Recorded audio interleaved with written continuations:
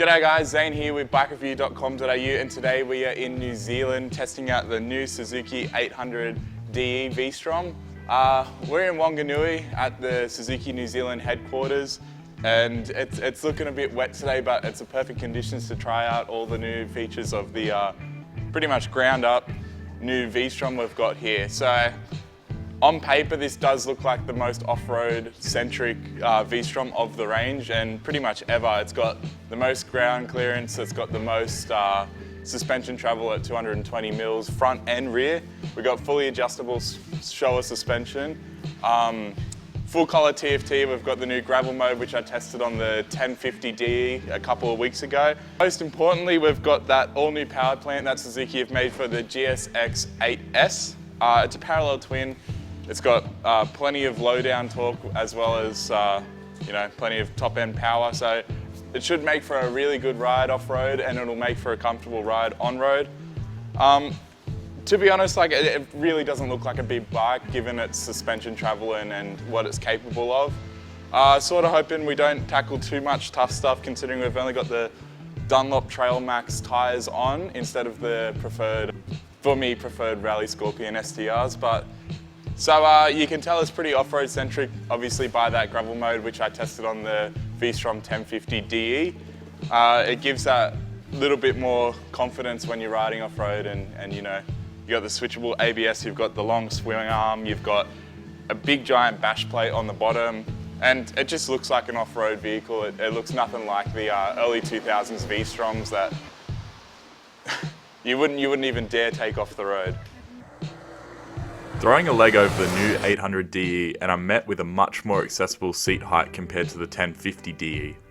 The bike looks the same size, but when sitting on it, it feels much narrower and smaller overall.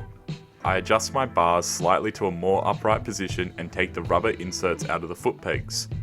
We have a few hundred kilometers off-road in horrible conditions, so I needed all the advantages I can get. The first leg on the launch is a few laps around the Whanganui Cemetery street circuit, followed by about 100 kilometers on the tarmac. Keeping the bike pretty tame around the wet street circuit, as none of us wanted to crash within the first 10 minutes of the launch.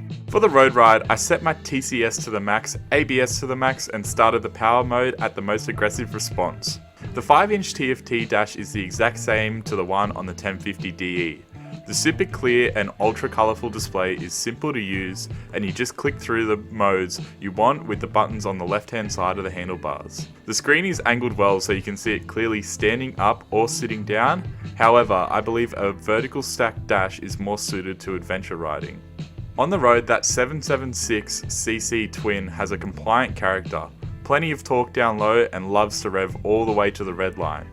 An output of 62 kilowatts at 8,500 RPM might not sound like a lot, but it's that 78 Newton meters at 6,800 RPM that really shines on the 800DE. There's so much usable grunt through the mid-range that it almost doesn't matter what gear you're in. The slipper and assist clutch works amazing as per expected from Suzuki. The clutch action on takeoff is smooth and easy.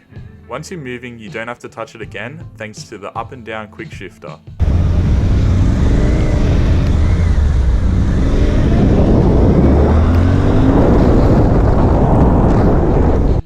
Slamming through the gears is smooth, and one too many downshifts is simply sorted by the slipper clutch, saving that rear wheel from a lockup. The chassis is spectacular on the road. I don't feel cramped at all. I'm just above the average height at 184 centimeters, so I struggle to feel comfortable on a number of bikes due to my knees hitting something or me being hunched over.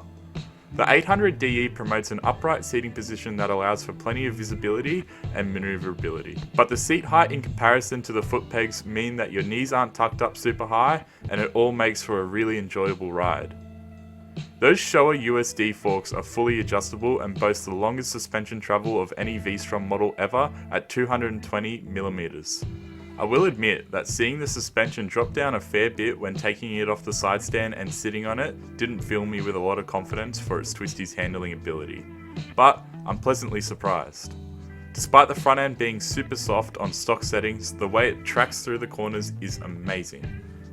There's a lot more compression under braking than what I'm used to, but the bike doesn't feel sloppy, nor does the front pogo stick back up like other systems do.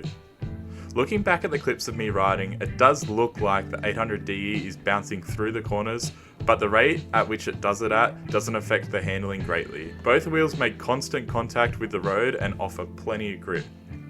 The rear is the same story, a super comfortable shock on the softer side. I clicked the comp up a few clicks before hitting the twisties, which helped with some of the bounce in the back with my 85 kilo frame on it. The suspension as a whole is spectacular for touring. It just soaks up the bumps with zero issues.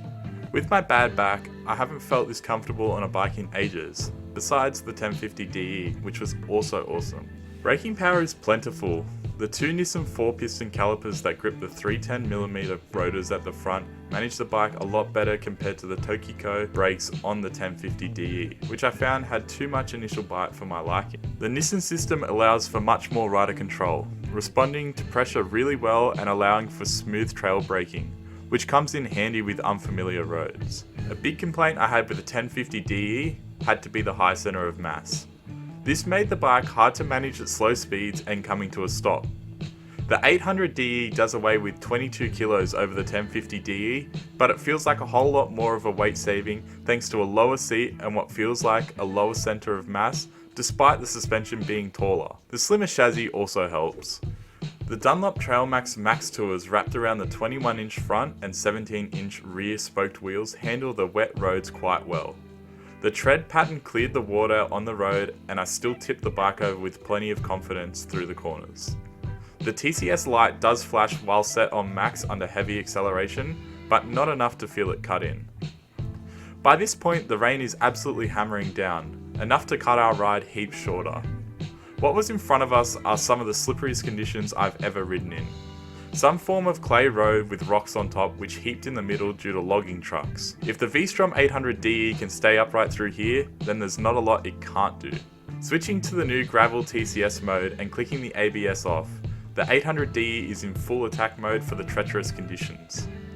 As was the case with the 1050DE, the gravel mode on the 800DE is an awesome addition. It allows me to crank the throttle with little regard to losing the rear end. Not being the most comfortable off-road rider, it does give an extra level of confidence to be a bit more of a hoon on the loose stuff. My go-to power on every bike is full, however the conditions are starting to get so bad that I end up making the choice to switch down from A to B and then eventually to C.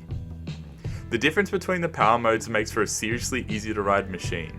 The power doesn't go down, but the way it applies it does. In the very slippery conditions, C mode actually makes the bike noticeably easier to ride, and stand-up riding in this mode puts a heap less strain on the wrists as there's no jerky action. Getting more comfortable with the conditions, I make the decision to switch to the no TCS mode. The difference between the G mode and no TCS is noticeable, especially with the Dunlop TrailMax hoops. I don't doubt that the G mode will work a lot better with more off-road capable hoops, but the TrailMaxes fail to grip up in the rough conditions and the TCS knew about it. I cannot stress how much of a better bike this would be off-road with different hoops on it. The TrailMaxes just don't handle hairy conditions well at all on the loose stuff. Keeping speeds to around 60 to 80 kilometers an hour, the front kept wanting to wash out at any chance of an input. It's a really interesting decision to choose these tyres over the Pirelli Scorpion STRs or something with a more prominent tread. Tyres aside, the suspension is just as plush on the rough stuff as it is on the tarmac. Those Showa USD forks just love soaking up any sort of deep pothole or obstacle. Even while sitting down off-road, there's no aggressive vibration from the gravel and the shocks soak up anything that's going to send some back-braking bumps up through the frame. Ergonomics for stand-up riding are remarkable. As previously mentioned, I adjusted the bars to an upright position and it completely transformed the ride. Even at 184 centimeters, I can stand up with my legs mostly straight and still be within reach of everything. There's no wrist strain or ankle fatigue, and that quick shifter is remarkable for stand-up riding. I don't know how adventure riders can live without one. Both bikes have their positives. The 800DE is lighter and a more accessible chassis for a wider range of riders. The 1050DE has a gem of a powerhouse, feels more capable for touring, but it's going to be a tough choice for customers. Both bikes are seriously impressive. At $18,590 right away, the 800DE trumps the Yamaha Tenere 700, KTM 890 Adventure R and the Aprilia Touareg 660 in pricing and, in some cases, equipment. I do believe that with the correct tyres for off-road riding and with the suspension set up to the rider, the Suzuki V-STROM 800DE will shine, and it should also do a good job of upgrading riders from the V-STROM 650 while bringing in customers from other brands. Thanks for watching. Make sure you hit that like button if you enjoyed the video, and leave a comment below letting us know if you would pick the 800DE over the 1050DE. Make sure you subscribe to our YouTube channel to stay up to date with all the latest bike tests, and head to www.BikeReview.com.au to read our comprehensive review on the new V-STROM range.